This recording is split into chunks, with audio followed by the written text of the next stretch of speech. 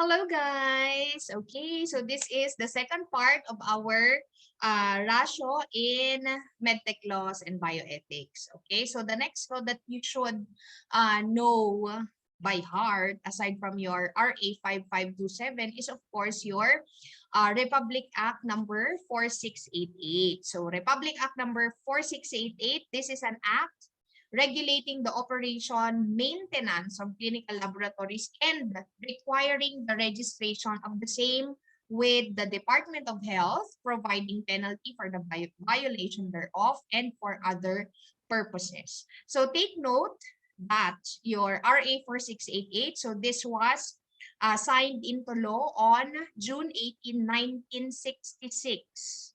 Okay, so nauna siya sa 5527. And if you are going to look at your RA 4688, it is a very, very short Republic Act. It only contains how many sections? 8 sections only. Okay, so out of the different sections of your 4688, what is what should we focus on is section 3. Okay, so if you are going to look at section 3 of your RA 4688, it provided authorization, okay, and the mandate of the Secretary of Health. Sabi po doon sa section 3, the secretary tuloy. Sorry, wait lang. Nabubulol ako. Okay, the Secretary of Health through the Bureau of Research and Laboratories shall be charged with the responsibility of strictly enforcing the provisions of this act. And ito yung mas applicable, and shall be authorized to issue such rules and regulations as may be necessary to carry its provisions. Okay?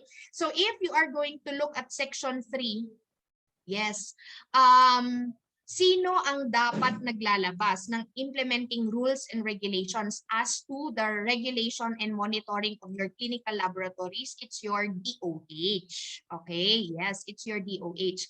So if you are going to look at the number of implementing rules and regulations for your clinical laboratory law, napakarami po niyan.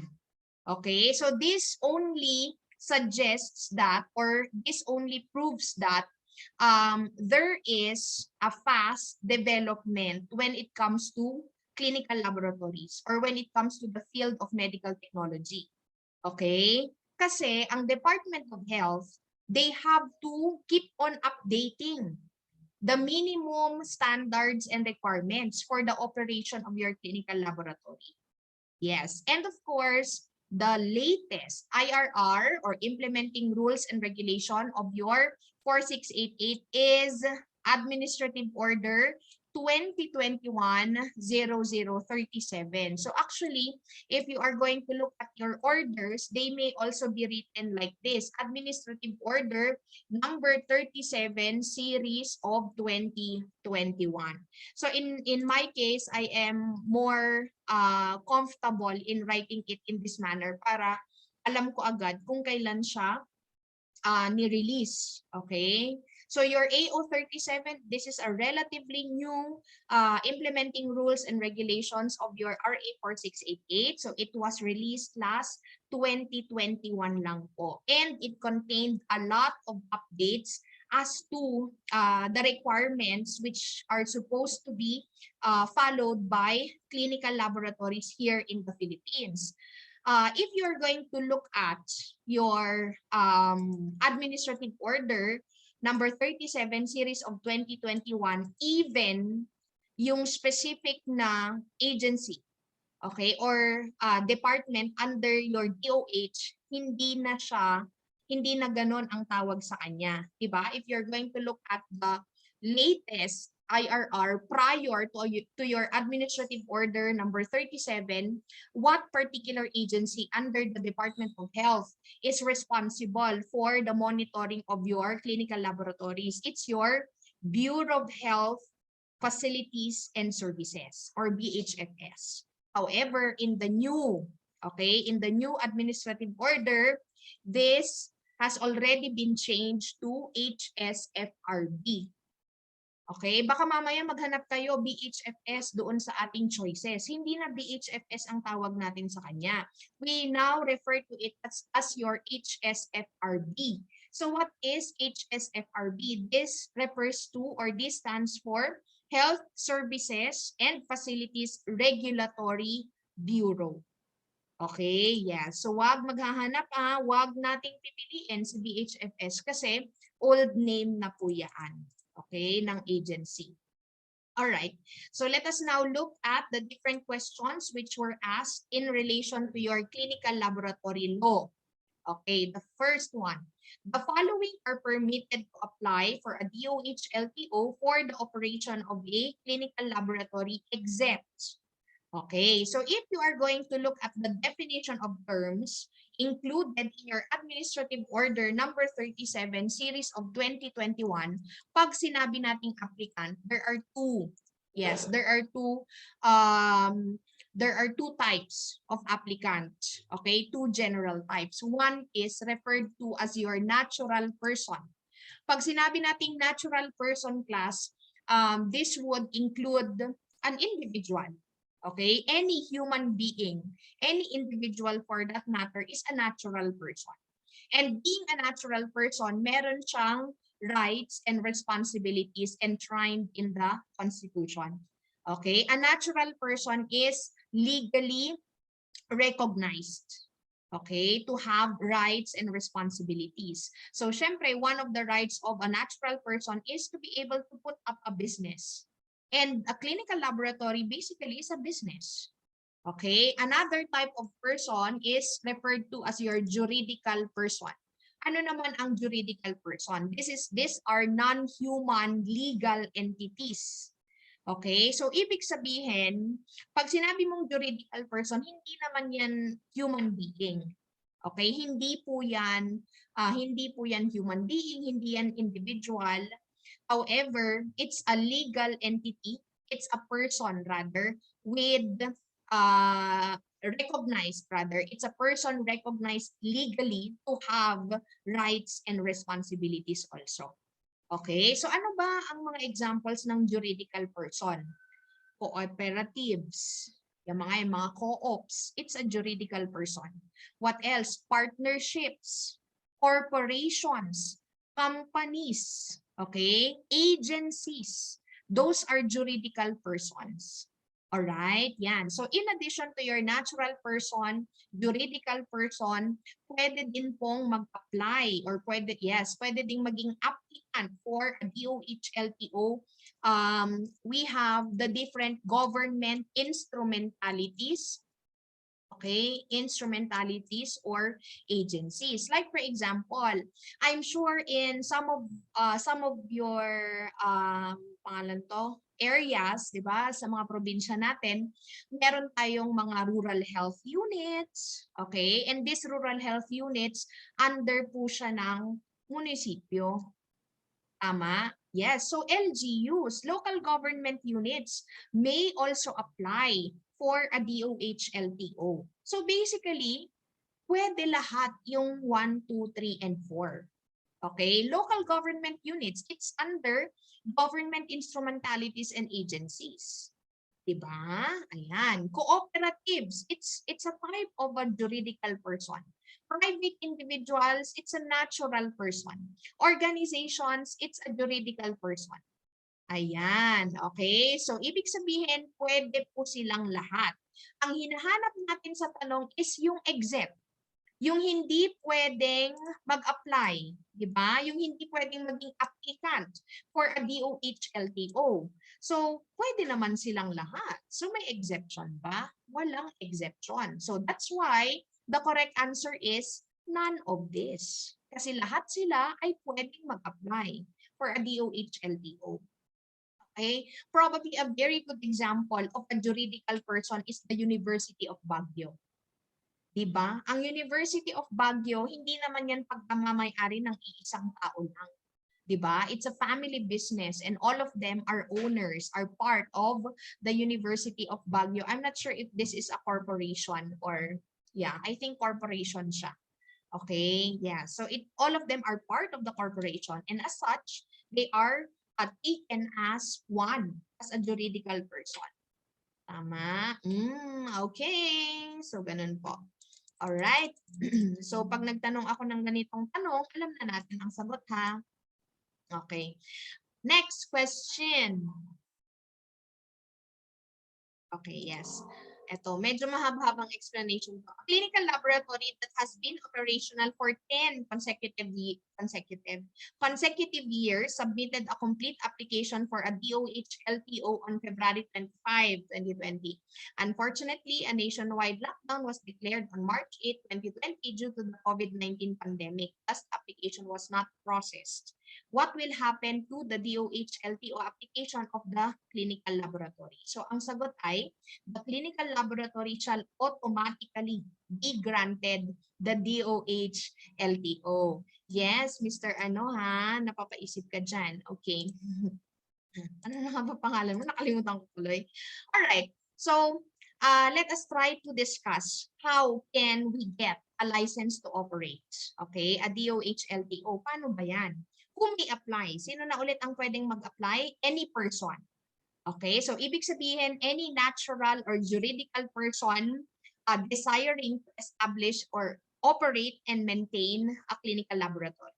Yes, so pwede kang mag-apply. So of course, the first step is application. Mag-apply ka muna, Besh, di ba? Ano ang i-review nila kung walang application? So complete application should include the following. Application form 1. Okay, application form 1. So you can actually download that online. Yes, kung sa mga gustong mag-put up ng sarili nilang CL or clinical laboratory in the future, so pwede po kayong mag-download ng application form 1. Ma'am, pati ka naman yung dinidiscuss mo, tinatanong to. Promise, kahit tanungin nyo sila, mayroon daw tanong na which of the following documents is not needed? Okay, in the application of an LTO. Tinatanong to, Besh. Trust me. Okay? And the following attachment. So, notarized acknowledgement, proof of ownership. Okay? And the name of the facility. So, pag sinabi nating proof of ownership, kailangan mo ng registration sa DTI, Department of Trade and Industry. Kailangan mo ng registration din or ng registration rather na sa SEC, Securities and Exchange Commission. Okay? Yes. Para mayroon pang proof that you own the laboratory. All right? So aside from that, you also have to include the bylaws of the incorporation or the cooperation if it is a juridical person. Okay? Yes. So kailangan mo din ng self-assessment tool. Okay? Kailangan mo of course ng mga mayor's permit, mga ganyan. What else? Health facility geographic forms. Okay, so yun ang tinatawag na complete application. So you should be able to attach all the necessary documents. Okay, yes. So as after application, so it will be reviewed by your HFSRB. Particularly in what division? We have CHDRLED. Okay, so Health Facilities and the Services Regulatory Bureau, Center for Health Development, Regulations, Licensing, and Enforcement Division. Okay, that's the specific division, yes. Guys, dapat may copy tayo ng AO37 para at least ang ibig sabihin ng CHDI, Center for Development, and then RLED stands for Regulations, Licensing, and Enforcement Division. So this is the specific arm, kumbaga, okay, or the specific department within your HFSRB na nagpakandak or nag-a-assess ng mga clinical laboratories. Okay, so specifically, they are responsible in reviewing and evaluating the compliance of the applicant with the standards and technical requirements. Okay, so after po noon, magkakaroon ng on-site assessment of the laboratory. Okay, yes. And then after which, the DOH LTO is issued upon full compliance. However, bago ka mag-comply or aside sa pag-i-issue ng DOH LTO, there are actually 3 possible outcomes, okay? When you apply for an LTO. Saan ko kaya ilalagay? Wait, galin na lang natin. Yan. Okay, so there are actually 3 possible outcomes po pag nag-apply tayo ng DLO tuloy, ng DOH LTO. So if for example, the clinical laboratory is compliant, okay, so if the clinical laboratory is compliant, then of course, your DOH LTO is issued. Okay, so mabibigyan ka ng DOH LTO. Next, what if the clinical laboratory is not compliant? Okay, if for example, the clinical laboratory is not compliant, like for example, may mga missing documents, okay, may mga hindi siya na-submit, hindi naman yan agad-agad na marireject. Okay? Yes. So what will happen is that your CHD or LED, so they will provide a written report. So ano ang laman ng written report? Ang laman nito ay yung mga deficiencies ng laboratory. So kung kunwari, if it's a document, ilalagay nila doon. Okay, na yung document na yun ang deficiency mo. Or if for example, upon on-site assessment, wala kang mga reagents na ganito, so ganun din, ilalagay nila yon na ay wala kang reagent inventory document, wala kang preventive maintenance document. Okay, so ilalagay po nila yon lahat sa written report. And then after that, the CL, okay, the CL will be given 30 days to comply. Okay, so meron tayong 30 days po to comply. And of course, non-compliance. Ayan, so pag hindi ka pa rin nag-comply, yes, comply talaga. Comply talaga. Okay, pag hindi ka pa rin nag-comply, what will happen? Your DOH LTO, okay, your DOH LTO is denied. Yeah, so bibigyan ka ng pagkakataon, 30 days para mag-comply. So non-compliance, your DOH LTO is denied. So if you complied, di ba, compliance, mabibigyan ka ng DOH LTO. Okay, yes. And then another possible outcome is if, for example, your CHD or LED does not act on complete application. O, wala siyang ginawa, hindi niya ni-review, 'di ba? Yung application, yung complete application ng clinical laboratory. Okay? So ano ang mangyayari? DOH LTO is automatically granted. Okay? So ilagay ko lang ha, CHD or LED does not act on a complete application. There is a provision in our Administrative Order number 37 series of 2021 na pwede lang mangyari na hindi siya na-review or hindi siya na-process if, for example, there is a force majeure. O, ano ang ibig sabihin ng force majeure? So pag sinabi mong force majeure, these are events in which we do not have any control. Okay? Like for example, ayan, yung given doon sa ating situation, nagka-pandemic. Is that an example of a force majeure? Yes. Nagkaroon ng, pero wag naman sana, di ba? Okay, nagkaroon ng calamities. At hindi na-process ang kanyang DOH LTO. I mean, ang kanyang application, hindi na-process ng CHD or LED. Okay? Again, that's an example of a force majeure. Diba? Ayan. So, any event, for that matter, in which we do not have any control of, force majeure ang tawag dyan.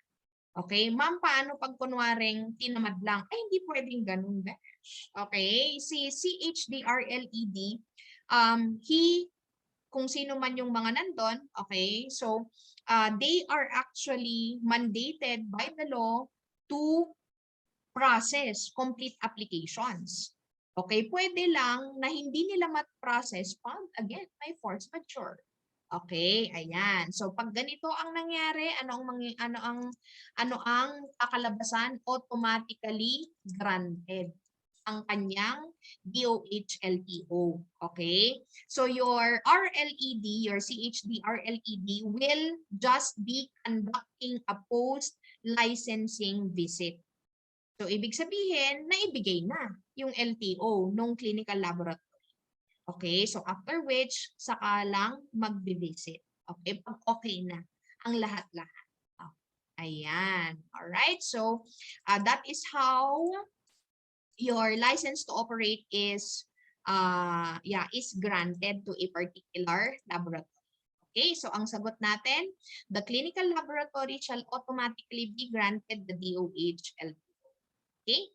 Next, the University of Baguio Clinical Laboratory is classified as what type of laboratory? Okay, so take note that UBCL is a non-institution based and a private owned. Okay, di ba ang nakalagay dyan is institution-based, 1 institution-based, 2 non-institution-based, 3 freestanding, number 4 private owned. So ang correct answer ay non-institution-based, private owned. Okay, ito yung mga isa sa mga pinaka if I may use the term, siguro drastic na changes ng Administrative Order 37 as compared to the previous IRRs. Kasi hindi na natin ginagamit ang term na freestanding. Okay? And then, they also provided a new definition of institution-based. Okay? Yeah, hindi na pwedeng kung anong institution lang yan. Okay? So, let us try to review what is in your Administrative Order number 37. Okay, so basically there are how many types of classifications? 4. Classification by ownership, classification by institutional character, classification by function, and classification by service capability.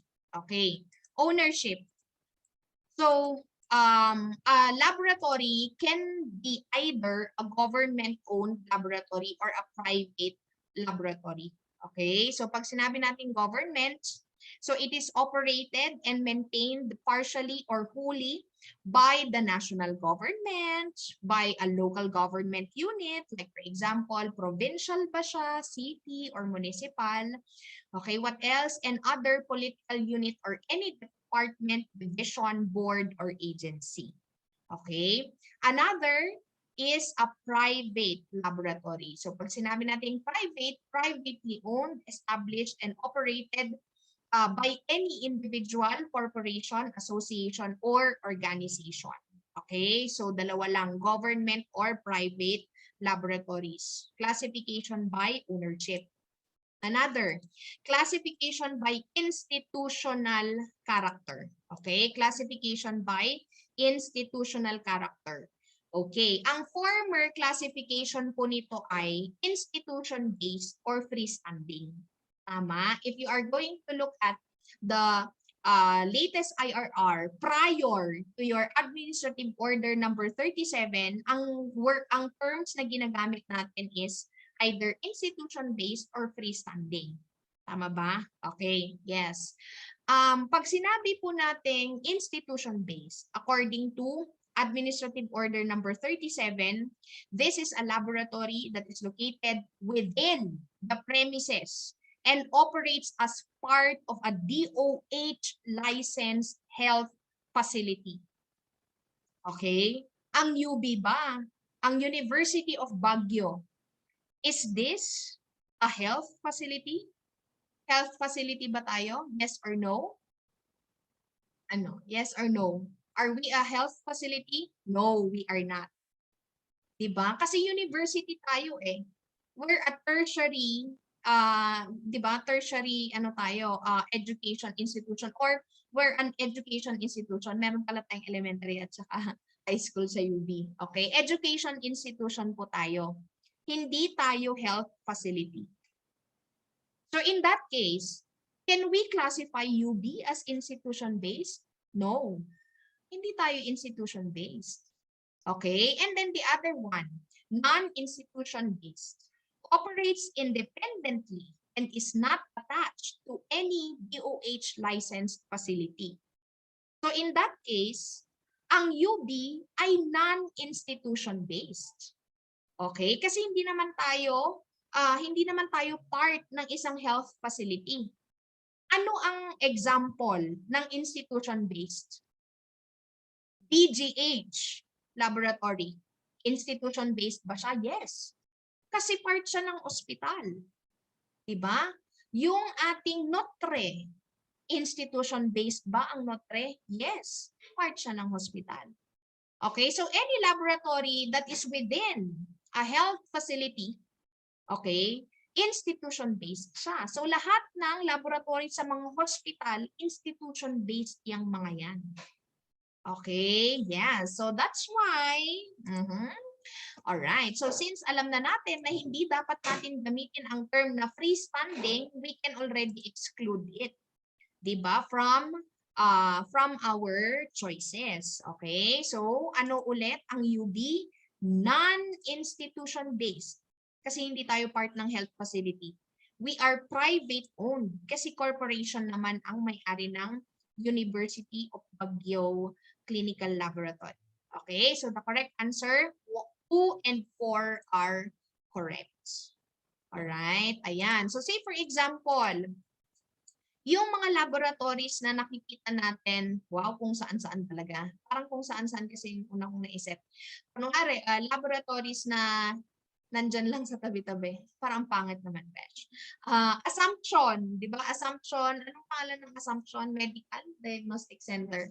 Okay, so yung nandyan, syempre sa Assumption, ano siya? Ano ang Assumption? Parehas ng UB. Non-institution-based, private-owned. Okay, nakuha. Ayan. So, paano kung kunwaring meron laboratory yung munisipyo pero wala ka namang health unit doon? Non-institution-based, government-owned. Diba? Okay. So, kunwari yung laboratory na part ng rural health unit, institution-based, government-owned. Wala pong gagamit ng term na freestanding dahil hindi na po yan applicable. Okay? Yan. Alright. Yan. So, another question kasi that was included here pertains to your, ay hindi. Parang wala pa yata akong in-include. Okay. So, another classification according to function. Diba? Remember that previously, classification by function, dalawa lang. Tama ba ako? We have your clinical pathology and then your anatomic pathology lang. However, of course, with the advent of technology and the variations in how we detect diseases, nagkaroon ng pangatlo. And that is your molecular pathology. Okay? So, ulitin ko ha. Ang classification by function, tatlo na po yan. Clinical pathology, anatomic pathology, at saka molecular pathology. Remember, before your before your AO 37, saan nakalagay si molecular pathology? Saan siya nakalagay before? Nakalagay po siya sa anatomic.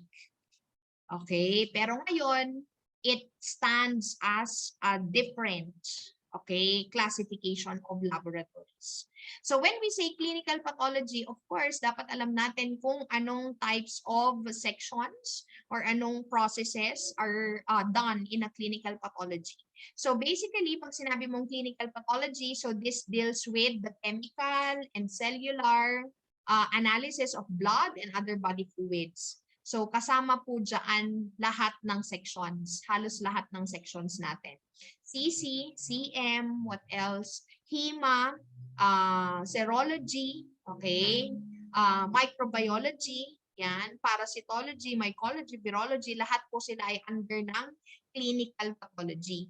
So when we say naman anatomic pathology, so this would include processing and examination of surgical specimens and microscopic structures of your tissues. Okay? So under ng anatomic pathology, we have surgical pathology, what else? Cytopathology, immunohistochemical techniques, autopsies, and even forensic pathology. Okay? So under po yan ng anatomic pathology natin. Okay? So ibig sabihin, yung histopath na section, under yan ng anatomic pathology. Okay?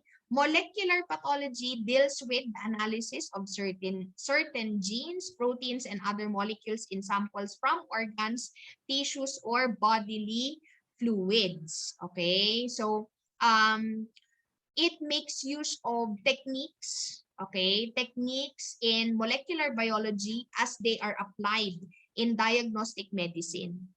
All right? So, yan. So, it stands as a separate classification of laboratory. So, we have molecular pathology. Okay? Ayan po. All right. Next. Ayan, classification according to service capability. So take note class na ito din sobrang na-revamp siya, 'di ba? Ang dami-daming additional, guys. Kaya naloka kami si Ma'am Marilyn, charot. Naloka siya nung naglabas ng additional service capabilities, okay? Because remember that training laboratories just like UBCL, they have to be tertiary. Dapat tertiary laboratory ang training laboratories. Okay? And with that, there's a need for us to upgrade the services that we offer.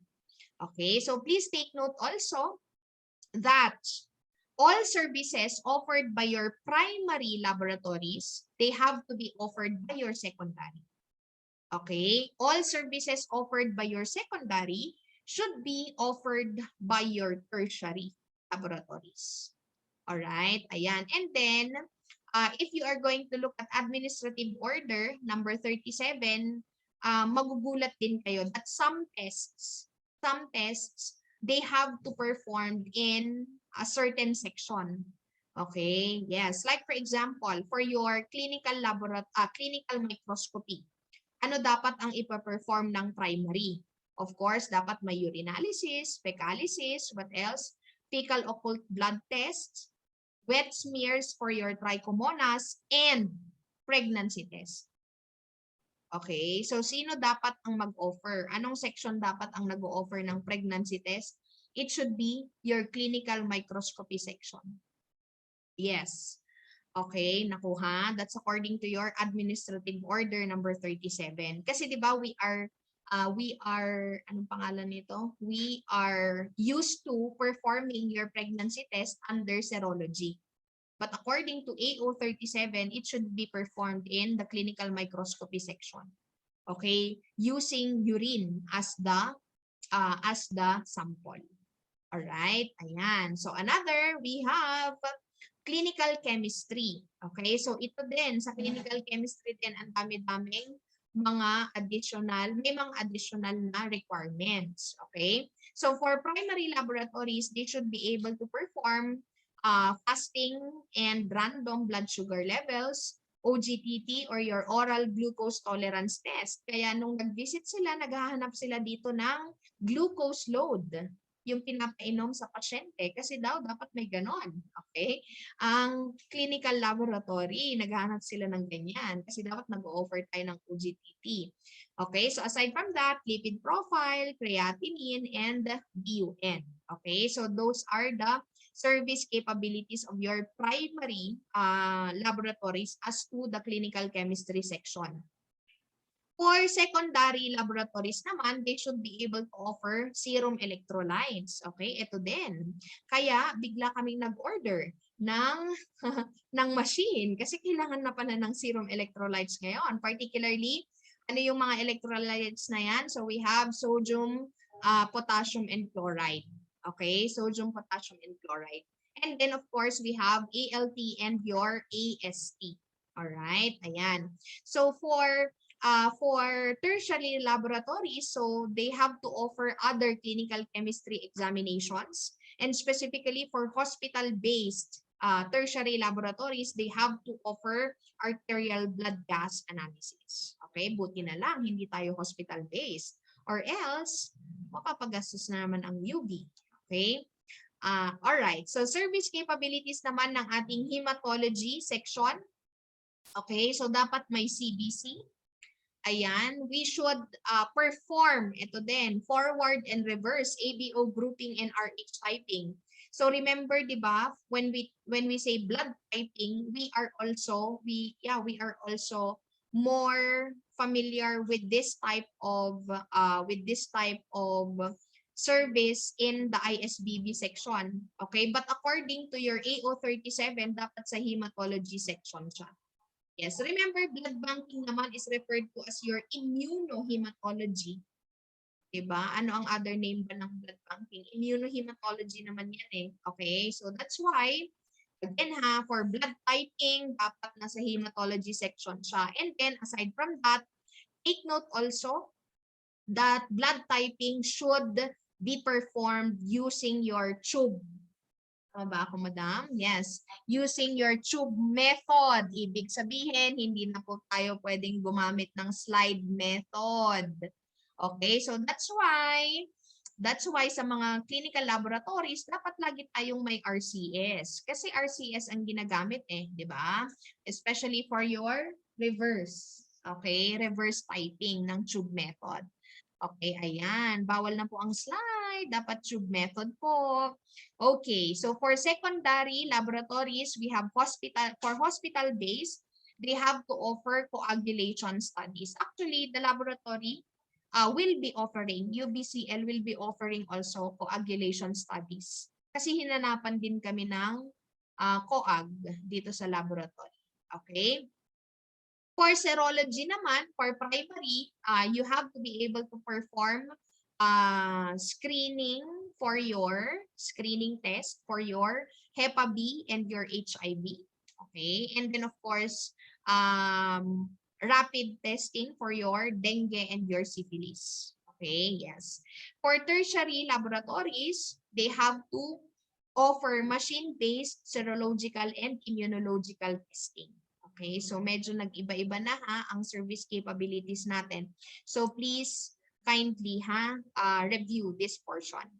Okay, so for microbiology, yes, ang TB, that would include your direct sputum smear microscopy as well as your nucleic acid amplification test, primary laboratory po yan. Okay, so for your gram stain and your KOH, secondary. And then tertiary, culture and sensitivity. Okay, for both your aerobic and anaerobic microorganisms. All right. For anatomic pathology, yes, pap smear should be offered by secondary laboratories.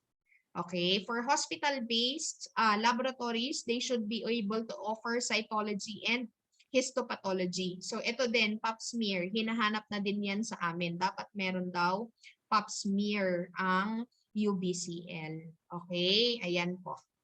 Alright, so specialized test may also be offered by tertiary laboratories. Like for example, we have hormone assays, assays for your trace metals, what else? Tumor markers, allergy panel, so on and so forth. Okay, so yan. So those are the new service capabilities. Ulitin ko pag sinabi mong secondary, dapat lahat nung nasa primary ay i-offer niya. Pag sinabi mong tertiary lab, lahat dapat nung nasa secondary ay i-offer niya.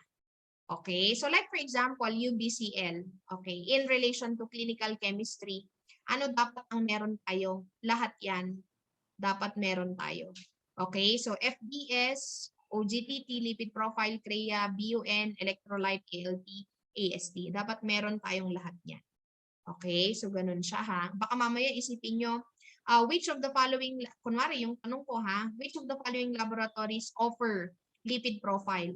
Tapos ang isasagot nyo lang primary Hindi. Dapat primary, secondary, tertiary. Di ba? Kasi lahat ng services ng primary, ino-offer ng secondary. Tama? Lahat ng services ng secondary, ino-offer ng tertiary. Okay? So, lipid profile, lahat. Dapat meron sila. Diba? Ayan. Primary, secondary, tertiary, dapat meron sila nun. Okay. So, eto na tayo. The following are services offered in secondary clinical laboratories except electrolyte assay in clinical chemistry. Saan tayo mag-start dapat dito? Secondary. Diba? Dapat i-offer na yan ng secondary. I-offer ba yan ng primary? Hindi. Secondary at saka tertiary ang mag-o-offer niyan. ABO and RH typing in hematology. Diba? Primary pa lang meron na to eh. Okay? So, ino-offer din siya ng secondary at saka tertiary. Okay? Nucleic acid amplification test in microbiology for your tuberculosis. Diba? Ino-offer na dapat ito ng primary. Okay? So, primary, ino-offer din yan ng secondary, ino-offer din yan ng tertiary. So, alin ang exempt? None of this. Okay? So, ang sagot ay none of this. Alright, next. Pap smear is a service that should be offered by, okay, ano? Ang pap smear ay nasa anatomic pathology tayo. Okay, asan na siya? Okay.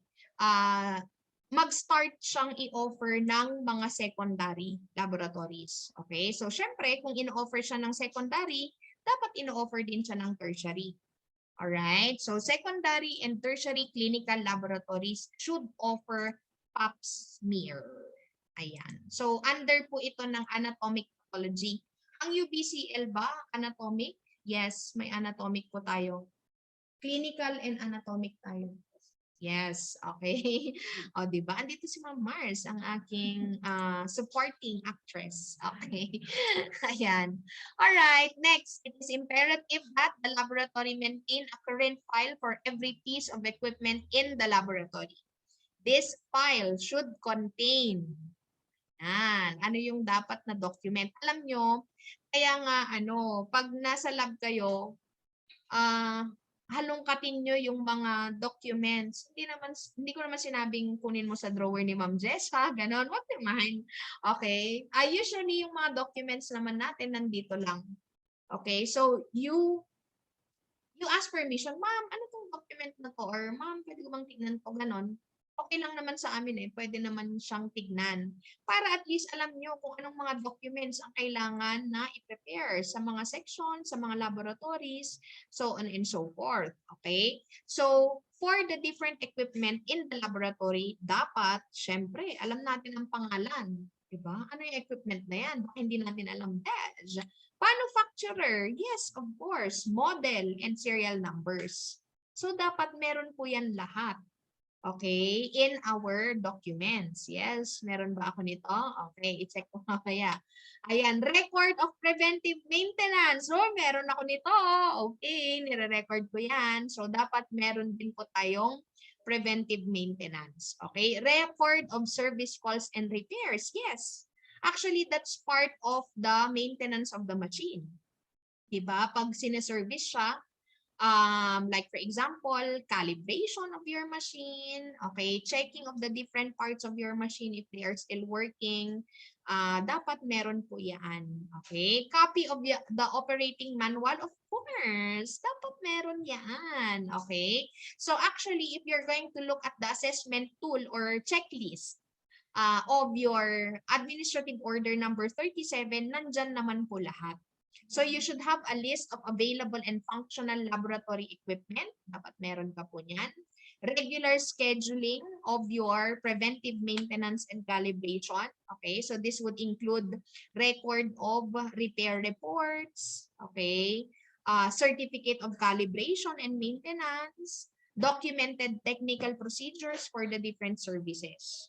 Okay, so lahat po yan ay kailangan. So the correct answer is 1, 2, 3, and 4 are correct. Okay. Ito. Baka first time nyo ito. You know, kahit tanongin nyo si Ma'am Jessa, tinanong to nung board exam nila. Okay. Baka sabihin nyo, kung hindi naman si Ma'am, kung ano nung tinatanong. Hindi naman po. Grabe naman kayo, Mga judge. Okay. You ask Ma'am Jessa, tinanong ko ito sa kanila nung siya ay nag-board exam. Okay. Annex. Nasa annex portion po ito ng Administrative Order number 37. particularly in the planning and design. Okay, guidelines, planning and design guidelines for general clinical laboratory. Alright. So under Annex D1, meron po doong provisions on conformance. Okay, conformance with building laws. Tinatanong ito. Okay, conformance with building laws. So ano-ano yung mga batas na kailangang i-consider whenever you plan and design a clinical laboratory.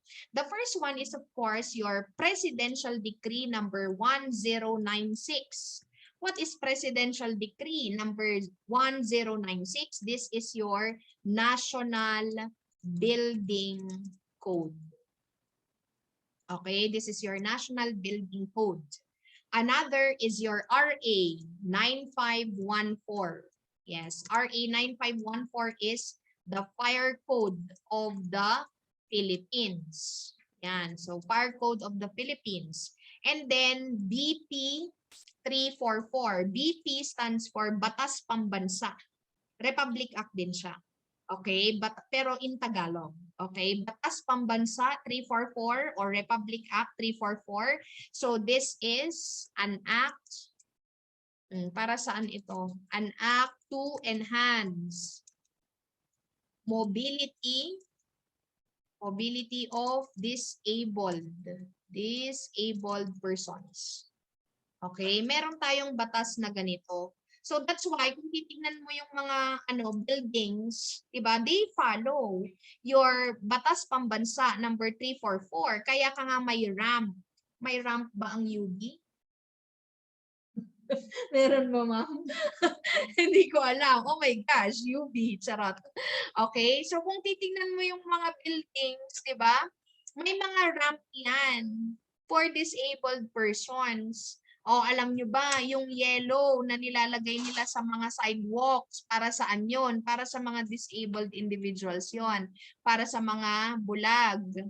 'Di ba? Yes. Okay. Hindi po dapat inaapakan yon. Kaya kayo nadudulas eh. Hindi ka dapat dadaan doon, be. Sa yellow na yon. Kasi hindi naman siya dinadaanan. Ginaganong-ganon po yun, 'di ba? Pag nakatungkod yung bulag, di ba gaganunin niya? Para alam niya kung saan siya pupunta. Kaya nga siya nasa gitna ng sidewalk. Di ba? Kayo okay. Kasi if I'm not mistaken, naging yun dito naging parang controversial siya dati. Na ang dulas-dulas daw. Kasi hindi dapat inaapakan yun, be. Hindi ka dun dadaan. Okay, para ka namang catwalk dyan, ha? Feeling model ka, okay. Di ba? Hindi yun dapat tinataanan. Alright, so ganun po siya. I think the city of Baguio is trying to achieve yung parang friendly siya dapat sa mga PWDs. Kaya sila siguro nagpalagay ng gano'n. Tingnan mo, yun ang next na award ng UB tuloy, ng Baguio. Alright, so si RA 10173? That's your Data Privacy Act. 'Di ba? RA 10173, that's your Data Privacy Act. So hindi po 'yan kasama. So alin ang kasama? 1, 2, 3. Okay? So 1, 2 and 3 are correct. Okay. Yes, bumibilis tayo. Next, a mobile clinical laboratory is not allowed to perform which of the following services? Okay. So, syempre, dapat alam natin ano ang mobile clinical laboratory. Ayan. So, mobile clinical laboratory, it should be located, di ba? It is located within the same region at a maximum of how much or how far? 100 kilometer radius from the main laboratory, main clinical laboratory. Okay, so take note na ang ating mobile clinical laboratory, palipat-lipat siya.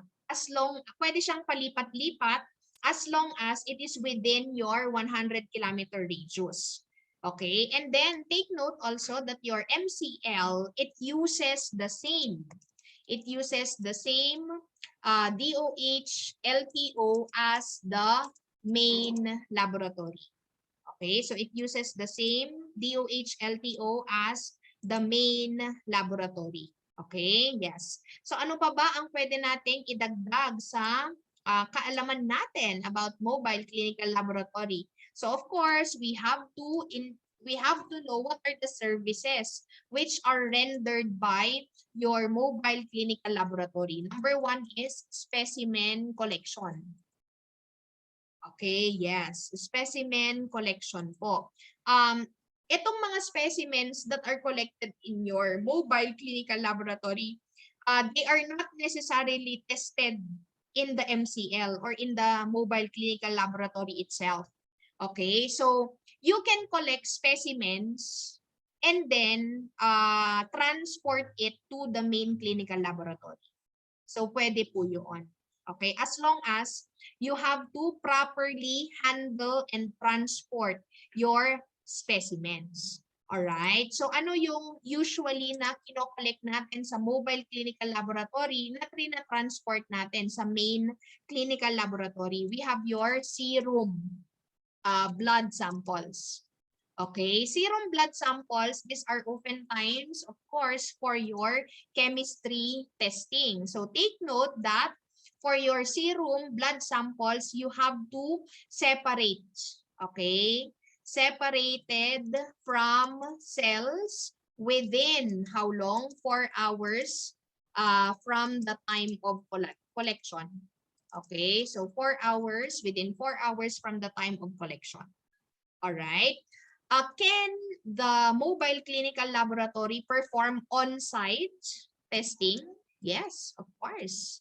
Pwede po siyang mag-perform ng on-site testing such as urinalysis.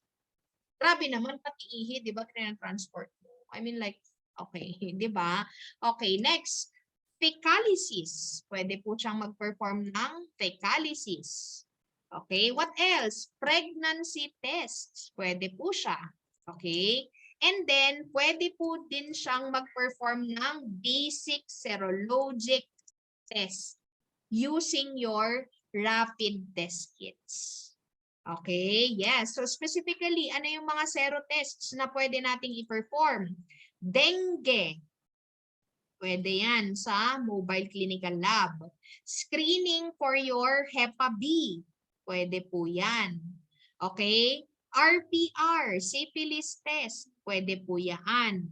And then screening for your HIV. Pwede din po yan sa mobile clinical laboratory.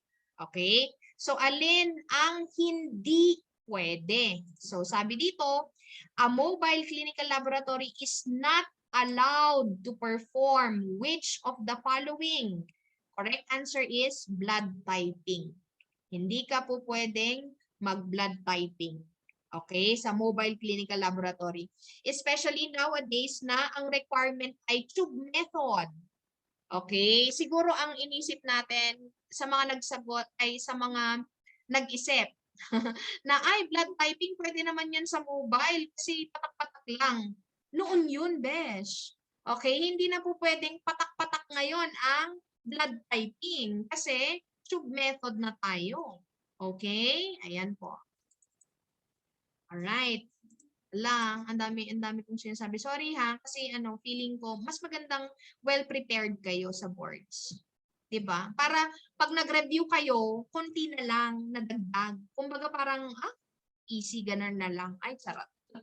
Okay, baka mamaya pag-graduate nyo dito, easy kung kunang ko na nag-review ka, easy kung kunang dito. Okay, the official laboratory result of a patient should bear the signature or signatures of sino ang dapat mag-sign. Okay, na kay AO din naman ito. Actually, your official laboratory result, kung yung mga signatories nito, noon pa naman binabanggit na to. Kumbaga parang nabanggit lang ulit sa administrative order. I don't know, siguro to give emphasis kung sino ba dapat talaga ang nagsasign sa laboratory reports or results. Okay? So take note, dalawa lang ang kailangan na signature. Okay? So dapat meron tayong signature ni RMP. Okay? And then ano ba ang nire-require ng batas? Ang nire-require ng batas ay name ni RMP, PRC, registration number ni PRC tuloy, ni RMP, okay? And nakalagay ito sa batas, original signature. Okay? Original signature of the RMT. Okay? Yan. So, original signature po ng RMT natin. Kailangan yan. So, in addition to your RMT, sino pa ang dapat na mag-sign? Si pathologist. Okay, si pathologist, kailangan din po siyang mag-sign. Why? Because the signature of your pathologist indicates that the pathologist is accountable for the reliability of your results. Okay? Ma'am, pwede bang e-signature ni pathologist? Yes po, pwede ang e-signature, otherwise referred to as your digital, di ba? Ang ibang term dyan ay digital signature. However, there is a process. So, yung e-signature ni pathologist, it has to be properly authenticated.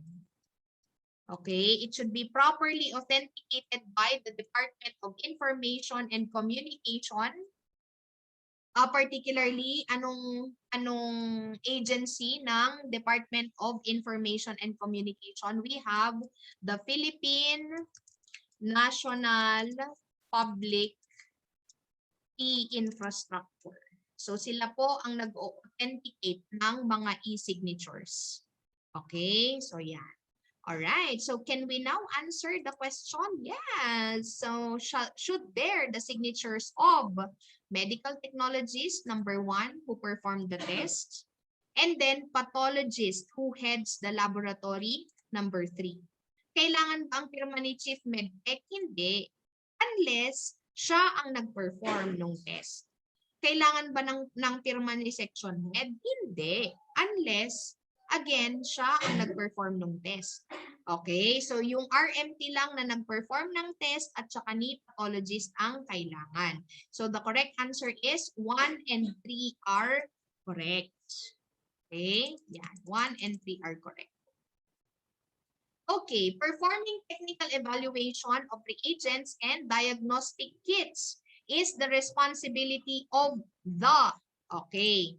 So the correct answer here is your National Reference Laboratory or your NRL. So take note that your NRL, okay, ang NRL natin, they are the ones that perform technical evaluation of reagents. Sige, i-ano na lang natin kasi dalawang term ang ginamit doon sa administrative order.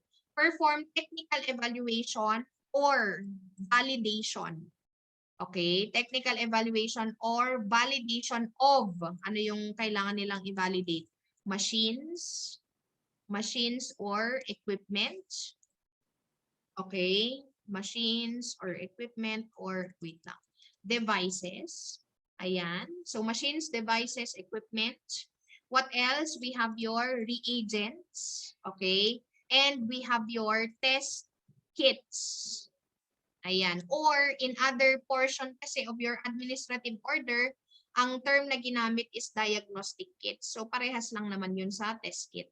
So, sila po ang magpa-perform ng technical evaluation and validation. Okay? Sino ang mag-a-approve? Oh, 'di ba? Dapat alam din natin sino ang nag-a-approve ng paggamit ng machine na 'yan. Oh, 'yan, pwede niyo nang gamitin. Okay, itong reagent na 'to na validate siya ng NRL. Okay, pwede niyo nang gamitin. Okay, sino ang nag-a-approve noon? Philippine. Okay, so Philippine Food and Drug Administration. Okay, so si FDA, si Philippine FDA, sila po ang nag-a-approve. So, approval is given by your FDA for the use of your machines, devices, equipment, reagents, and test kits in the laboratory. Alright? So, yan.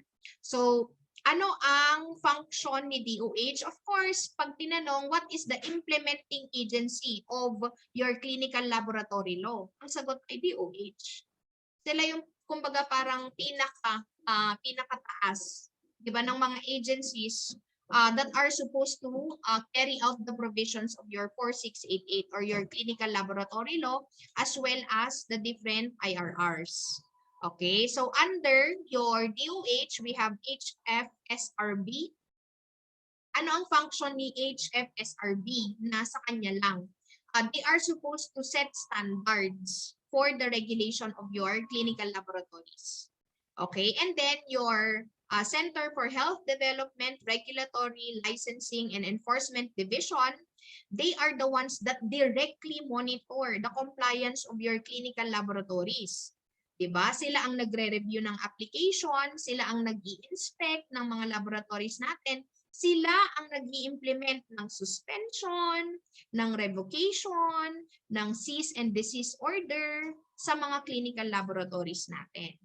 Okay, yes. So, si CHDRLED yun. Nakuha? Ayan. Alright. Next. Yes. Dami talaga.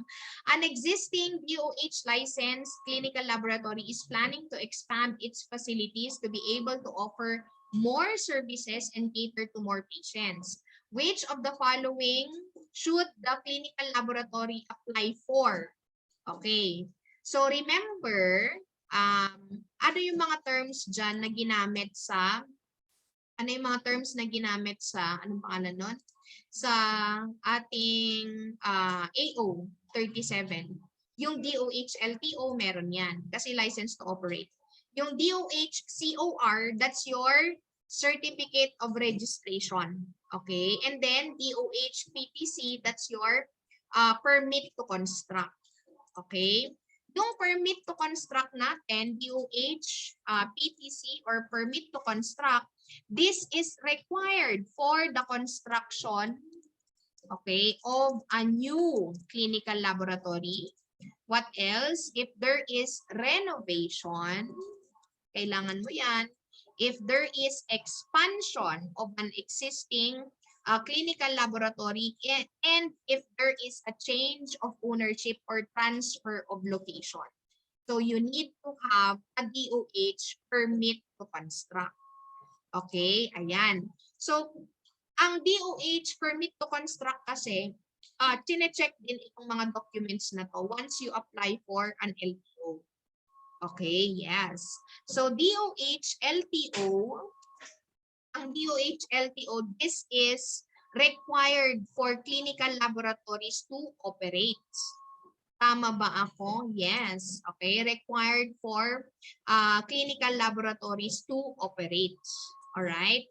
So remember that your DOH LTO, it has a validity of 1 year. Okay? So valid po siya for 1 year. So that means every year dapat nag-a-apply ka for DOH LTO. Okay? So another na na-mention doon sa choices natin ay yung certificate of registration. So para kanino? Para sa kanino tong LTO? Para sa mga clinical laboratories. Yung DOH certificate of registration, this is required for research, okay, and teaching laboratories. So, ibig sabihin, yung mga laboratories natin doon sa 6th floor, which are utilized for research, okay, or for teaching purposes, dapat meron silang certificate of registration. Okay, yes. Kasi requirement po yan ng DOH. Okay, so the certificate of registration is valid for 3 years. Valid po yan for 3 years. Okay? Class or guys, wala pong DOH COA. Wala na kasi akong mailagay, kaya COA ang nilagay ko. Okay? Wala pong ganyan. Tatlo lang ang mga documents or mga applications na pwede nating isubmit. Permit to construct, certificate of registration, or license to operate. Okay, yes. Ma'am, may difference ba ang research and teaching laboratory sa clinical lab? Yes, kasi pag research and teaching, you can perform diagnostic tests or tests for that matter, pero hindi ka pwedeng magbigay ng result. Diba? Pwede ba yun? Kunwari sa klase nyo, nag-perform ka ng urinalysis. Diba? Binigyan mo ng UA result yung pasyente mo. Hindi pwedeng ganon. Okay? Hindi ka pwedeng mag-release ng result. Kasi nga for teaching purposes lang naman siya. Okay? Alright. Ang ingay ni Liza. Pero okay lang. Okay. Next. A clinical laboratory which has been sanctioned due to a patient complaint may make a final appeal to the ito na naman tayo si appeal. Appeal ng appeal. Okay. So you would be able to see this in section 9 of your administrative order number 37 on violation, sanctions, and appeal. Okay. Yes. So ang unang mangyayari dyan is may complaint. Diba? Meron kang complaint. Naku, ba't ka naman kinomplain? Okay, may complaint. And then, yung complaint, isasubmit of course sa Health Facilities and Services Regulatory Bureau or yung Center of Health Development, RLED. Regulations, Licensing, and Enforcement Division. Tama ba ako? Okay. Ayan. So, complaint, isasubmit siya dyan. And then, ang next na mangyayari is, magkakaroon of course ng decision. Okay, a decision will now be made by your CHERLED. Okay, so after the decision, yes, after the decision, you can make an appeal. Yes, so you can make an appeal kanino? Pwede ka pong mag-appeal sa Health Regulation Team. Okay, Health Regulation Team. Naku ha? So, appeal. So, appeal within 10 days to the health regulation team. Okay? So, since yung initial complaint ay sinubmit sa HFSRB, yung documents, ipo-forward nila ngayon sa health regulation team or sa HRT. Okay, tama? Yes. So if, for example, you are still not amenable to the decision of your HRT, final appeal, so you can make a final appeal. Kanino ka pwedeng mag-final appeal? Kay Secretary of Health. Okay? Kay Secretary of Health. So pag nag-decide na si Secretary of Health, the decision is final and executory. You cannot go to a higher office kasi siya na ang highest, di ba? Siya na yung may say sa final appeal. So the correct answer is Secretary of Health. Okay, next. Clinical laboratory with a revoked DOH-LTO may apply for a new LTO after 1 year. Okay, 1 year po ito. Yes. So, kunwari na-revoke yung LTO mo, hindi ka pwedeng mag-apply agad-agad. Mag-aantay ka ng 1 year and then that will serve as an initial application. Hindi po siya karugtong nung mga previous applications mo. Okay? So, mag-i-initial application ka po. Alright? Next, how long should anatomic and forensic pathology records be kept? So actually, ito, they have not been changing it for a long time already. So ang pina-follow natin dito is Administrative Order number 59 series of 2001 pa din on the rules and regulations governing the establishment, operation, and maintenance of clinical laboratories in the Philippines. So, alin ang titignan nyo dyan? Guys, binibigay ko lang yung yung document para ma-check ninyo. Hindi ko naman sinabing basahin nyo yung buong naku, ang haba nito, okay? Ang haba po ng mga documents, ng ibang mga documents na binibigay ko. Alright? So, rest assured na kung ano ang mga dinagdag kong kaalaman. Yes, kaalaman. Okay. Dito sa ratio, yun, syempre, alangan namang hindi ko ilabas sa post, di ba? Ang bad ko naman. Okay. Yes. Okay. Hina-highlight ko lang yung mga naitanong na sa board exam at kung saan nyo siya makikita para at least you can double check. Okay, nakuha? Yes, alright. Okay, so Annex A, makikita mo yan sa Annex A. Ito nga, Annex pa nga lang eh. Ang haba na nito, besh. Diba? Alangan namang basahin mo pa. Wag na. Kaya ko na nga binibigay eh. Para alam mo na. Ha? Diba? Mr. Galaw. Charot. Sila ang aking mga interns ngayon. Alright, so Annex A, Technical Standards and Minimum Requirements, particularly in Section 8. Makikita mo dun. Recordings or recording pala. Okay, so take note, ang sabi po niya doon, all records, all lab records, okay, shall be kept on file for how long? At least 1 year. Ayan. So, minimum nga eh, di ba? Minimum requirements nga. So, minimum lang tayo. So, at least 1 year. Lahat ng laboratory records. Okay? Records for anatomic. I think nasa mga Maslow din ito eh. And forensic pathology. Di ba? Nasa mga Maslow yata itong mga to. Alright? Anatomic and forensic pathology. How long should you keep your records? Permanently. Okay, permanently lang siya. Alright, ma'am, akala ko ba may bagong EO? Kasi guys, ang nakalagay lang naman doon sa bagong EO natin, the retention of laboratory documents, records, slides, and specimens shall be in accordance to the standards promulgated by the DOH. So, ibig sabihin, yung standard na to, from your Administrative Order number 59, series of 2001, hindi pa siya napapalitan. Yan pa din ang ginagamit unless otherwise modified, okay, or updated by an IRR. So, since hindi siya na-update, pwede yan pa din ang ating basis. Okay, ayan po. Alright, next. Which of the following is or are mandated to apply for a DOH LTO? Okay, yes. So remember, nabanggit ko na kanina, di ba? Meron tayong mobile clinical laboratory. Ano ang ginagamit na LTO ng mobile clinical laboratory? So take note, it uses the DOH LTO of the main, di ba? Of the main laboratory. Okay? Next, we have your satellite clinical laboratory. Satellite clinical laboratory may be abbreviated as SCL. Mahilig po sila sa abbreviation sa board exam.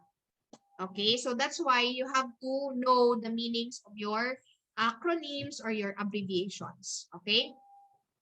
When we say satellite clinical laboratory, this is an extension of the main clinical laboratory that is located within the facility's compound or premises. Nakuha?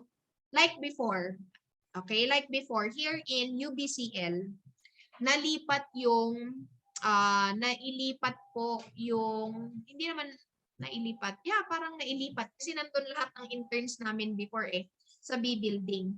So, ang ginawa is, yung 7th floor, doon na kami nagko-collect, doon din kami nagpo-perform. Doon sa B building na kami nagpo-perform ng mga tests. Ayan. So that is an example of probably a satellite clinical laboratory. Ayan. Kasi ang main lab is dito pa din naman. But we perform tests doon. Okay? Kasi nandun yung mga interns before.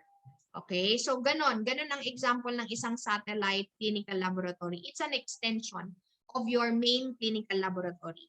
So since it's an extension of your main clinical laboratory, ano ang service capability ng satellite? The same. Okay, your satellite clinical laboratory has the same service capability as the main clinical laboratory. Okay, and apart from that, take note na ang ginagamit niyang LTO uses the same, okay, LTO as that of your main clinical laboratory. So, ibig sabihin, kailangan pa bang mag-apply ni mobile at saka ni satellite clinical laboratory ng DOH LTO? Hindi. Hindi na nila kailangang mag-apply kasi same lang ang gagamitin nila na LTO. Okay? Nakuha? Ayan. Sino po ang kailangang mag-apply ng separate na DOH, LTO? Okay? Sino? This is required for different branches. Okay? This is required. Oo nga eh. Alam mo nung ina-analyze ko tong tanong na to, parang sabi ko, medyo ano yata siya. Baka naguluhan sila. Charis. Okay. Wait lang. Yeah, I can give this as ano, required for different. Okay? Kasi nga naman, oo nga naman. Eh paano kung same lang din naman na CL? Okay, so anyway, baka hindi nyo na ako na ano pinagsasabi nito? Sabi na nila. Okay. Separate DOH LTO required for different branches of a clinical laboratory even if the branches are owned by the same entity. So like for example, ang UB, gusto niyang magtayo ng bagong clinical laboratory malapit sa UBLES. Within 100 ba yun? Parang masyadong malapit. Sige, i-ano natin. Sa La Trinidad. Okay? Sa La Trinidad. Ayan. So, pwede ba siya? Pwede ba niyang gamitin yung DOH LTO ng UBCL? Hindi. So, dapat separate. Okay? Like for example, high precision. Di ba? Ang dami-daming branches ng high precision. So, kanya-kanya din silang DOH LTO. Okay? Yes. So, ma'am, ano ba yung sinasabi mo kanina na pwedeng maging bonus na lang to? Kasi inisip ko satellite, di ba ang tanong ko is, which of the following is or are mandated to apply for a DOH LTO? Satellite, CL. Oh, hindi talaga yan. Hindi talaga sila mandated. Pero ang concern ko ay itong number 2 na nilagay ko. Clinical laboratory owned by the same entity. Hindi ko kasi in-specify na in a different place. Sarap. Okay. Malapit na. 'Di ba? Oo, biglang ay oo nga ma'am, biglang nagtanong na kayong lahat Kayo diyan Okay. 'Di ba? Oo nga, hindi ko nga siya na-specify. So pwede kasi ang isagot ng bata ay 2 and 4 are correct or pwedeng yung number 4 lang ang isagot niya, branch of a CL. 'Di ba? Only 4 is correct. Pwedeng only 4 is correct kasi yan. So ako kasi, pag nagbo-bonus ako, gusto ko masaya lahat. Kaya sige na nga. Yay! So lagyan natin ng heart, heart, heart. Okay, ang question na to. So may isang bonus. Siyempre, ita-take note ko. Baka mamaya magkalimutan tayo, di ba? Okay, so merong isang bonus tayo. Ayan. Yes, more pa daw. May isa na tayong bonus po. Ayan. Alright. Naku. Okay, yan. So may bonus tayo na isa kasi oo nga naman. Yan. Parang medyo kulang nga yung naibigay ko na description ng number 2. Okay, pero alam na natin yan ang isasagot. Nakuha? Ayan. So in addition to that, I just want to discuss also kasi sometimes nilalabas din nila ito sa board exam. Yung ibig sabihin ng POCT and then yung physician office laboratory or your POL. Okay, so una, point of care testing muna. So ano ang point of care testing? Point of care testing is a test done where at or near the site of patient care. Okay? Guys, lahat ng sinasabi ko nasa administrative order lang din. Oo, 'di ba? Kala nyo memorize ko lahat? Hindi. Charot. Test done at or near, okay, the site of patient care. Okay, in short, saan pwedeng gawin ang POCT? Pwede mo siyang gawin sa emergency room, 'di ba? Pwede mo siyang gawin sa operating room. Pwede mong gawin 'yan. Pwede mong gawin sa wards, 'di ba? Sa charity ward or sa private rooms ng ating mga pasyente, pwede mong gawin 'yan. And huwag yung kakalimutan sa ambulansya, pwede din siyang gawin. Ambulance, pwede din po ang POCT. Oo, baka mamaya ang isagot natin ay mobile clinical laboratory. Hindi po. That type of testing is POCT, point of care testing siya. Okay, ayan. Alright. And then the other one, Physician's Office Laboratory or your POL. So of course, saan pina-perform yung test? Doon sa clinic or sa office ng doktor or ng physician. Ano ang difference pag doktor ang nag-perform? So take note na si physician, it can only perform tests on his or her patients. Okay? So doctor's patients lang yan. Diba? Testing is done only on doctor's patients. Okay? And aside from that, si doktor, hindi siya pwedeng mag-release ng official result. Okay? So, no official results shall be issued. Because remember, ano pa ang laman dapat ng laboratory result? Yung medtech. Pirma ng medtech at saka ng pathologist. Okay? So, since hindi naman siya pinerform doon sa clinical laboratory, hindi siya pwedeng mag-release ng result. Okay? It is beyond the job or yes, the job description of our doctors or physicians. Hindi po sila pwedeng magbigay ng results. Okay? So yan. Malay nyo, di ba? May itanong yan. Okay, next. The following are prohibited acts and violations which are sanctioned with the revocation of the clinical laboratories DOH-LTO exempt. Okay, so when we talk kasi of your sanction or penalties, ayan, sanction or penalties, dalawa yan. Okay, so pwedeng meron ka lang sanction or penalty. Ay, okay ka lang ba na? Okay. Ayan. So the clinical laboratory may be sanctioned or penalized. Okay? Or dalawa ang penalties natin, sanction or penalty. And then the other one, pwedeng revocation, immediate revocation. Immediate revocation of DOH-LTO. Okay? So depending upon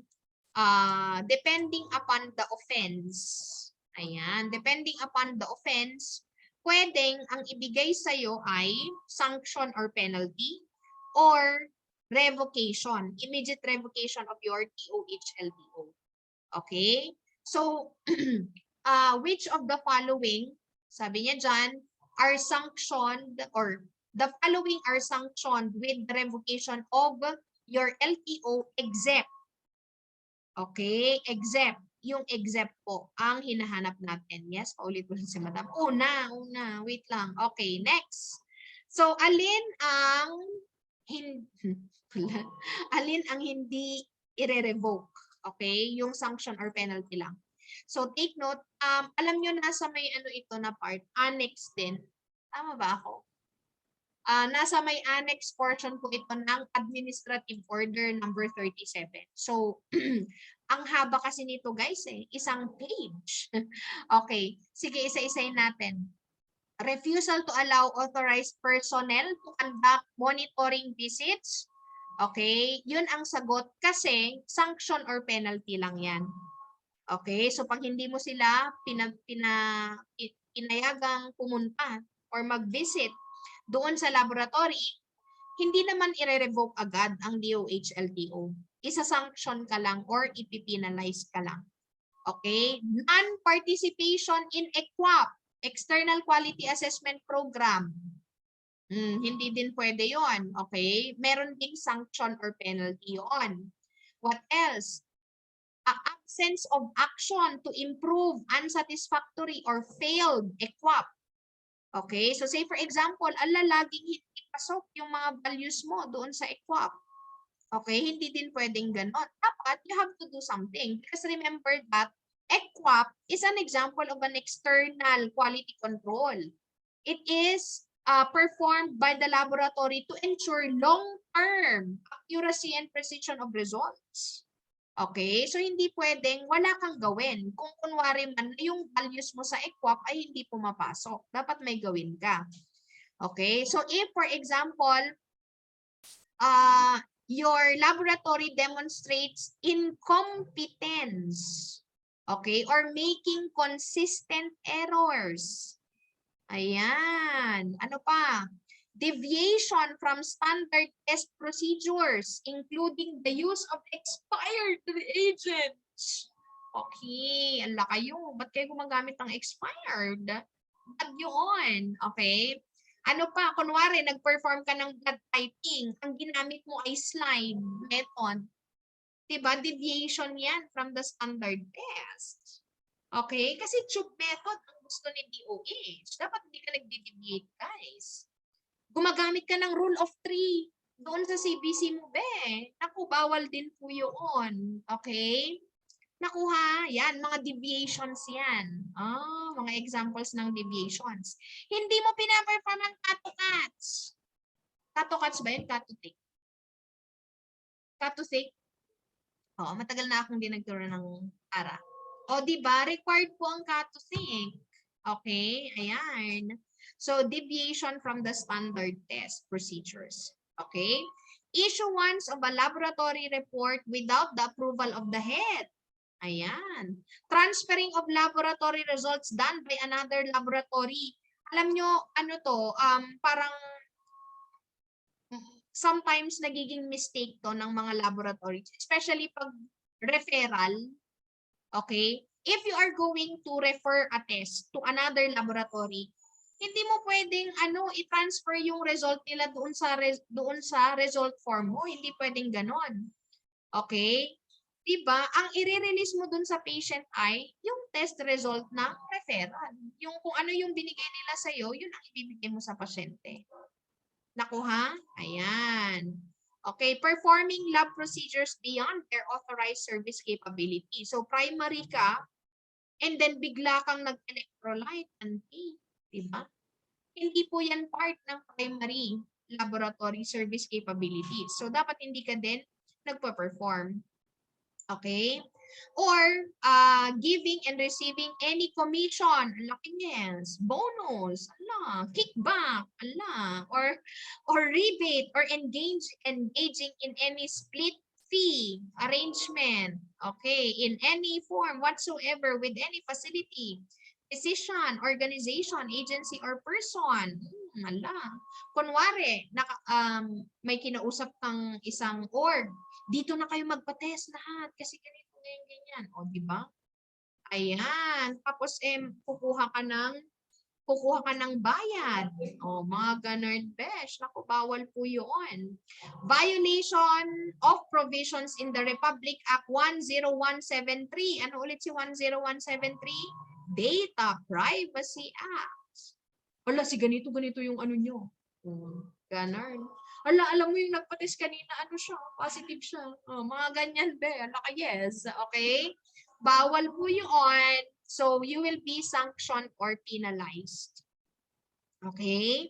Yes. So, ano naman ang mga actions na that would result to the immediate revocation of your DOH LTO? Okay, permitting unauthorized or unregistered personnel to perform technical procedures. Okay, yan.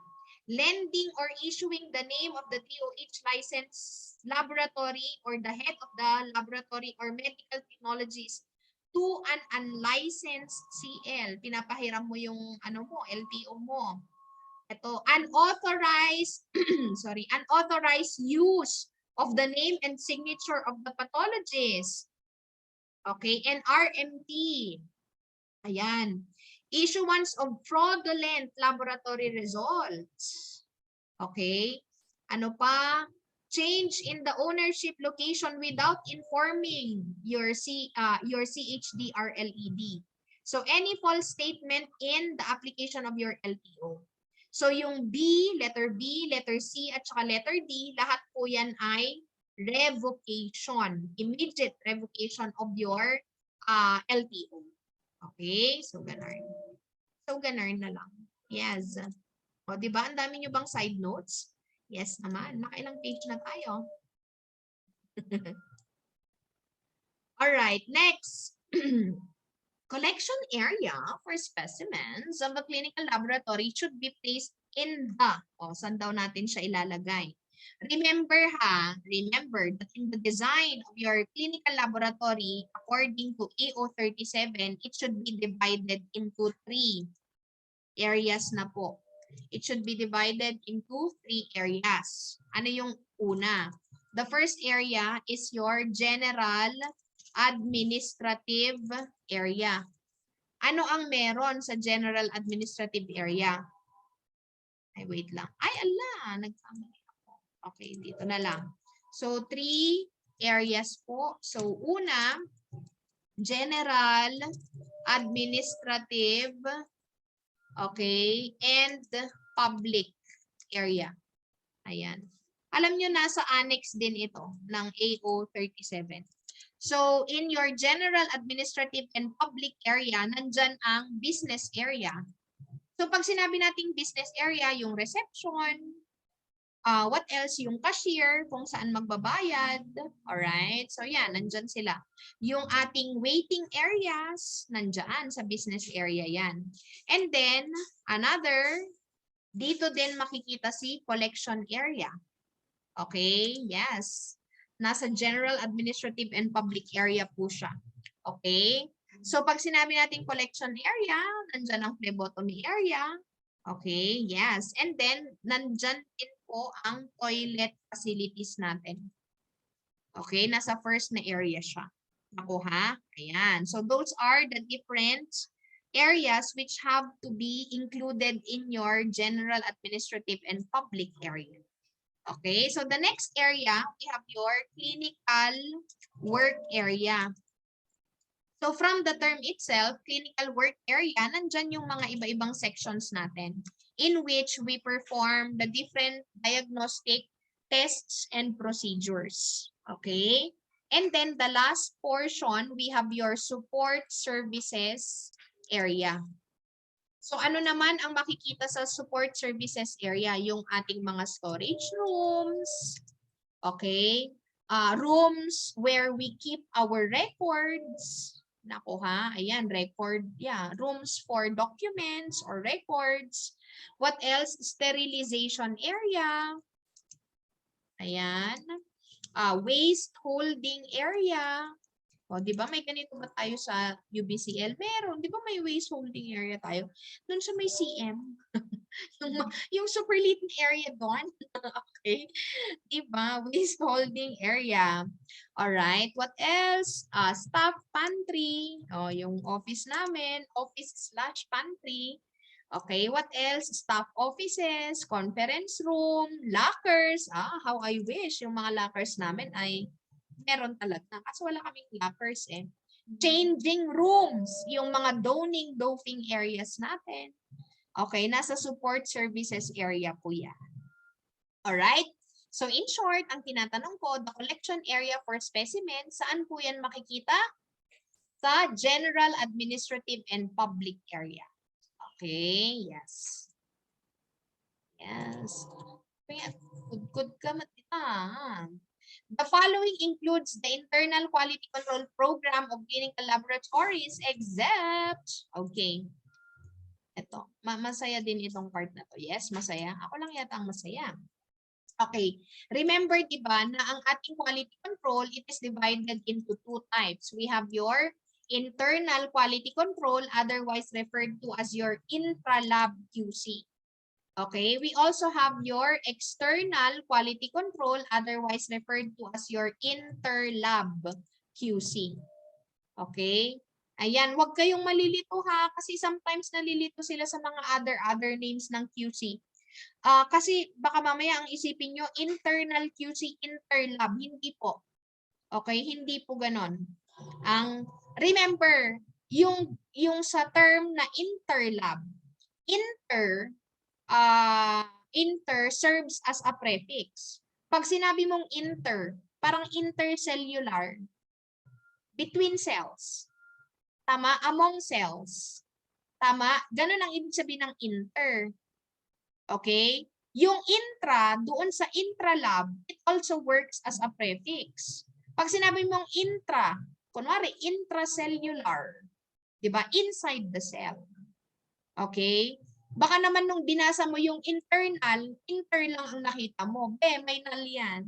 Okay? Diba? Internal. Wag mong paghiwalayin. Kasi iisang word lang siya. Okay? Internal. Baka mamaya inter lang yung binasa mo. Okay?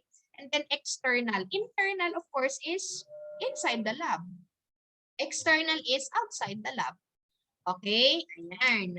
So, pag sinabi nating internal or intra-lab QC, what do we do inside the lab to maintain quality control? Okay? So, for daily monitoring yan. Internal or intra-lab QC is for daily monitoring. Okay? The next one, we have external or inter-lab QC. So, this is for long-term monitoring. So, pag sinabi natin external or external or inter-lab QC, we are basically referring to your EQUAS. Okay? External quality assessment scheme or external quality assessment program. Okay? Ang EQUAS or EQUAP, under po yan ng external or inter-lab QC. Okay? Yes. And then actually, meron tayong term na NEQUAS. Diba? NEQUAS. I don't know if you have heard it from your CIs or staff when you were still in hospitals.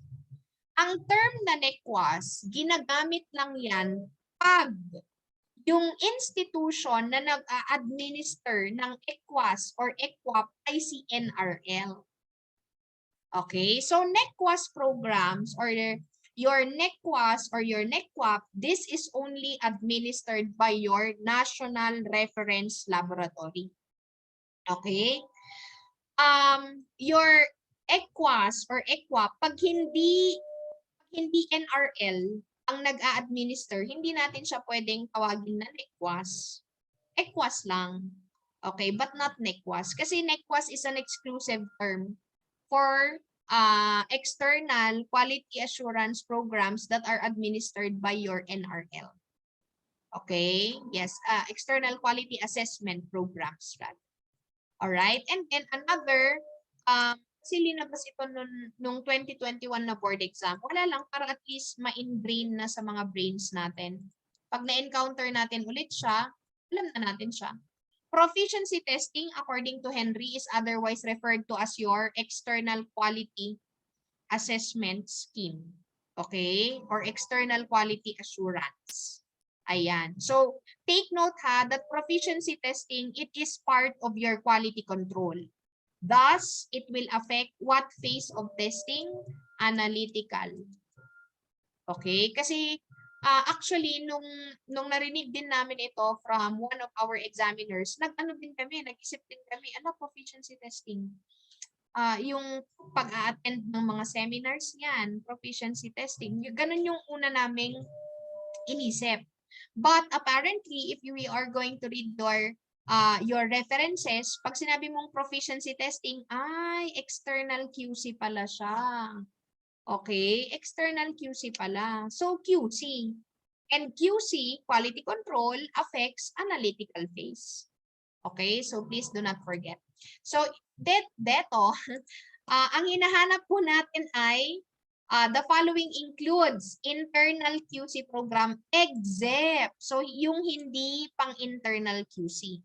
Okay, so if you know the meaning of your EQUAS, ayan, you would be able to answer it readily. Okay, so participating in EQUAS, that's part of your external QC. Providing appropriate and standard laboratory methods, of course, that's part of your internal QC. Proper maintenance and monitoring, yes. Diba?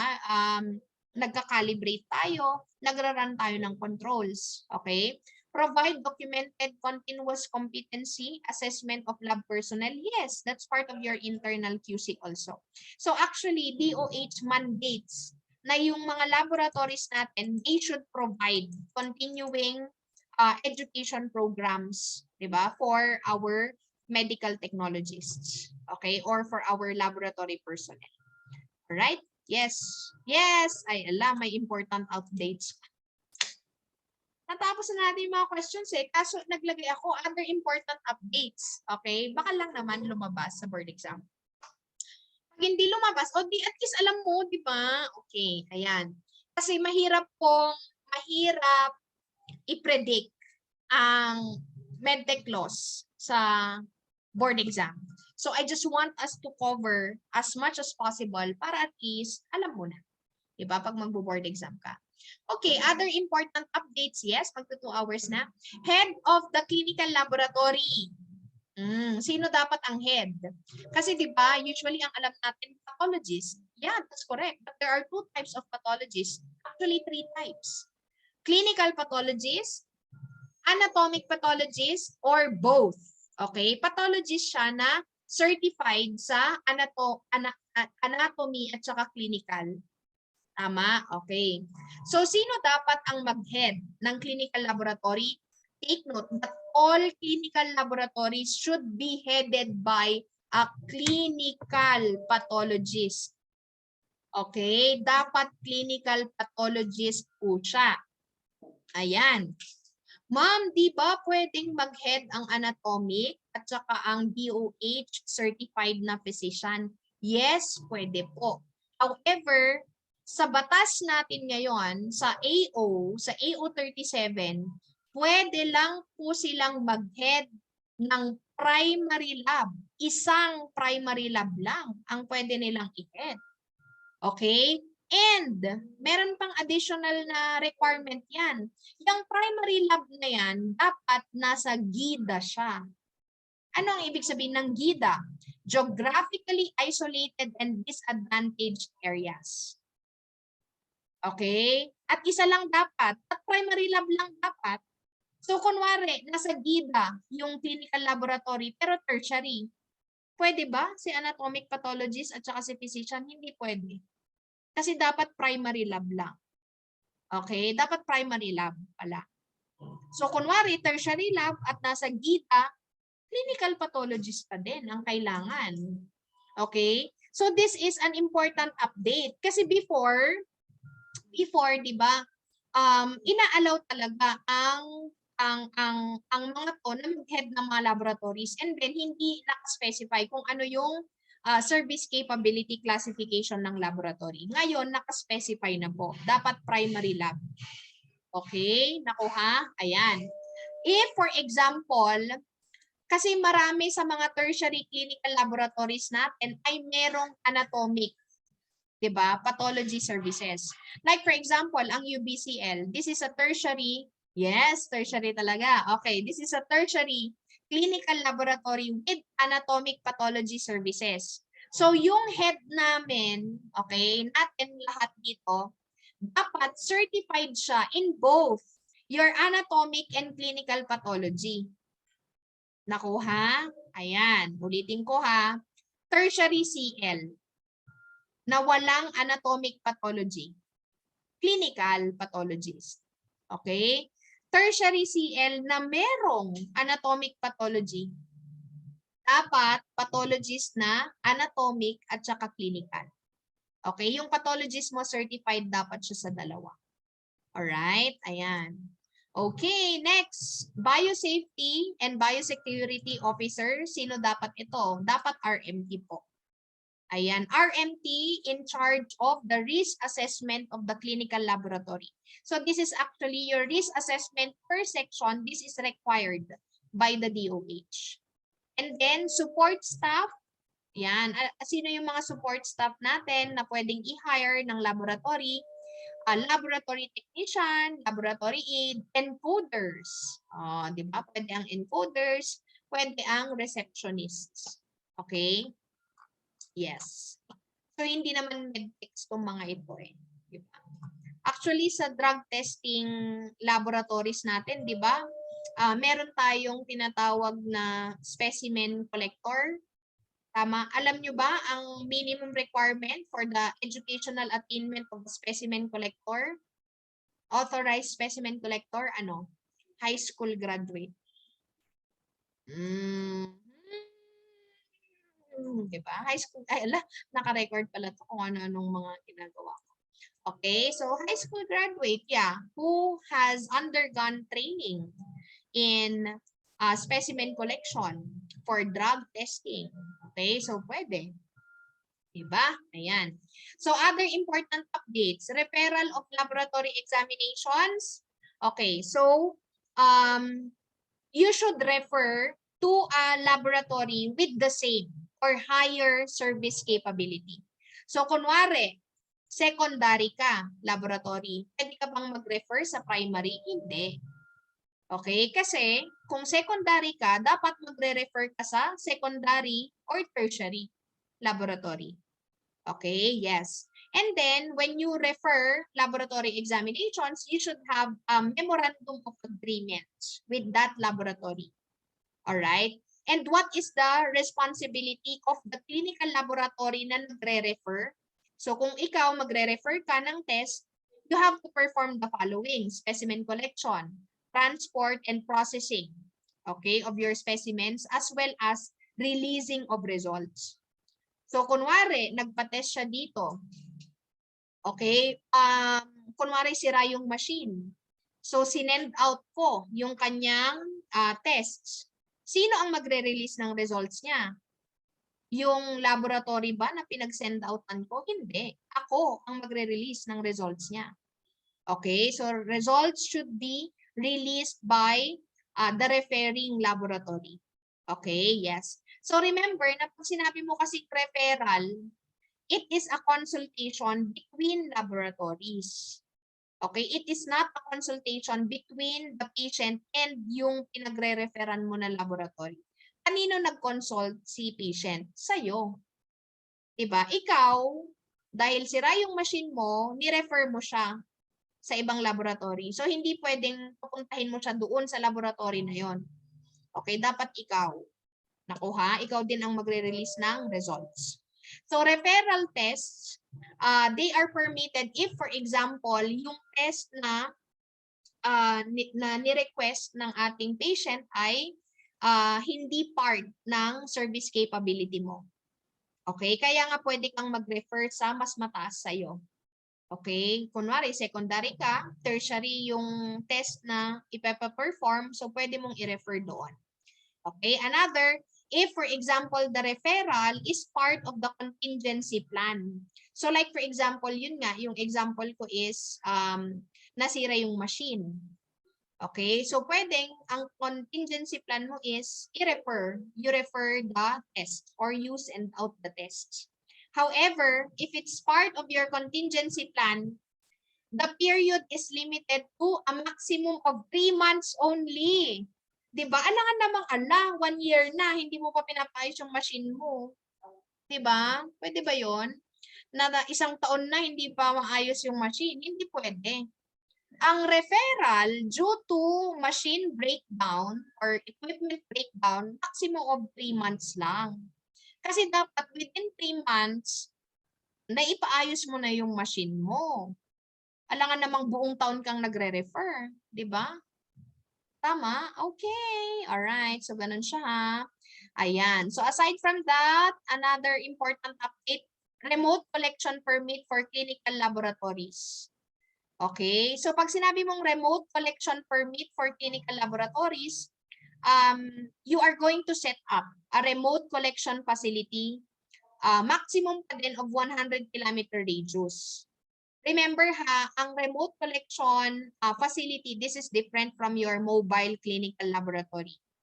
Kasi ang mobile clinical laboratory, forever na nandyan yan. Ang remote collection facility, you can only do this for 4 to 6 hours. And ano ang gagawin mo doon sa remote collection facility? Magko-collect lang ng sample. Unlike in your mobile clinical laboratory in which you are allowed to perform on-site testing. Okay? Pag remote collection facility, collection lang po. And then, of course, you have to be able to properly handle your specimens. For samples, UA, urinalysis, and FA, fecalysis samples, you have to refrigerate it within 1 hour. Okay, and then for serum from blood samples for chemistry, it should be separated within 4 hours. Alright, so I think wala masyado ang remote collection facility. Ang probably na na-experience siguro yung lalo yung mga nag-intern sa Notre. I don't know if you have experienced this. Home service blood collection. Na-experience nyo ba? Oh, syempre hindi ko alam, 'di ba? But previously yung mga interns namin natin, okay, ay nagpa-participate sa home service blood collection. Tama ba, ma'am? Diba minsan sinasama nila? O, sinasama nila yung mga interns. Okay, pwede ba yon ang home service blood collection? Oo naman. Otherwise, hindi yan ipa-perform, di ba? Home service blood collection provided that the home or the area of collection is within 1 hour travel time. Okay? So, dapat within 1 hour travel time from the clinical laboratory.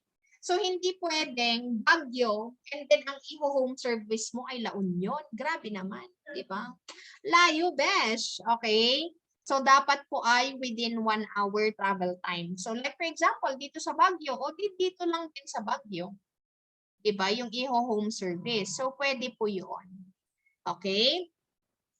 Ayan, ito din. Transitory provisions of your administrative order number 37 for physical plant requirements. Like for example, di ba, meron na nga kasing bagong requirement as to the floor plan or as to the design of the laboratory. So, dapat 3 years. Within 3 years, so kailan ni-release yung administrative order? 2021 plus 3, 2024. So, dapat mabago mo yung design ng laboratory mo within 3 years. Okay?